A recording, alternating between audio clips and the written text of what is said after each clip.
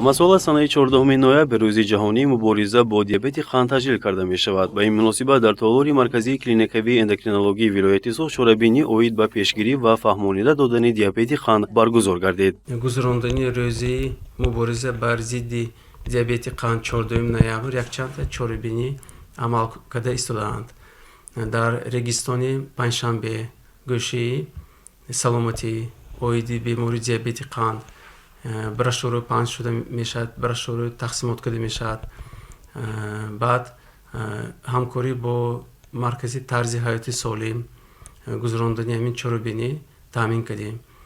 дар худи шаҳру ноҳияҳо қариби 52 эндокринологи корбарӣ мекунанд, фаъолияташон мебаранд. дар ҳама ҳуҷраҳо эндокринологи муоина мегузоранд.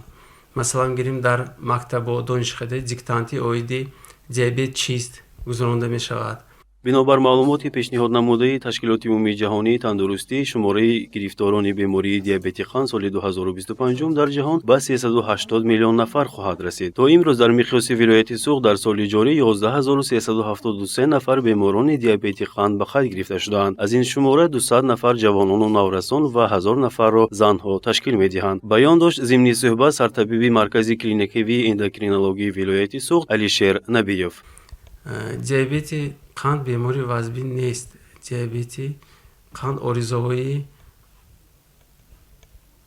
музмин, оризаҳое ки авҷ гирифтагӣ хатараш тафовуташ вазбин аст. диабети қанд типи якум ин диабете ки дохил мешавад ки ҳама вақт ҳамон шахс инсулин гирифтанаш даркор. аз сабаби чӣ ки ғадуди зеримеъда пурра инсулин бадан ба таркибаш дода наметавонад.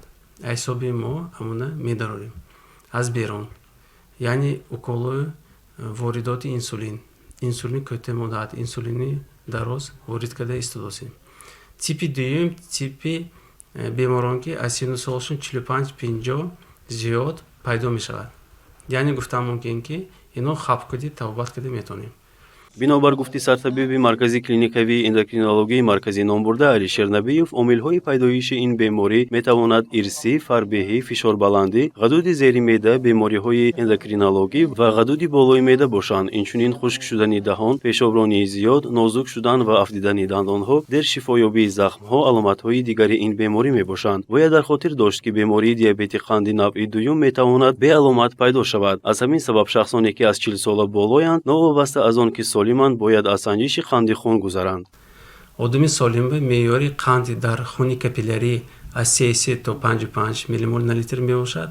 агар хуни венозӣ гирид 44 то 61 ммол на литр. шахсое ки дар вақти наҳорӣ, дар вақти хуни қанда таҳлил гузарондани қанди хунашон 7 зиёд бошад ё баъд аз 2 соати хӯрока қандашон 10 ё 11 ммол литр зиёд бошад, уже гуфтан мумкин ки диабеташон ҳай. албатта муроҷиат карданашон даркор. маркази клиникавии эндокринологии вилояти Суғд дар атрофи худ 52 нуқтаҳои эндокринологиро дар шаҳру ноҳияҳои вилоят фаро гирифтааст. дар маркази клиникавии эндокринологии вилояти Суғд инчунин як қатор имтиёзҳо ба беморони ниёзманд ба роҳ монда шудааст.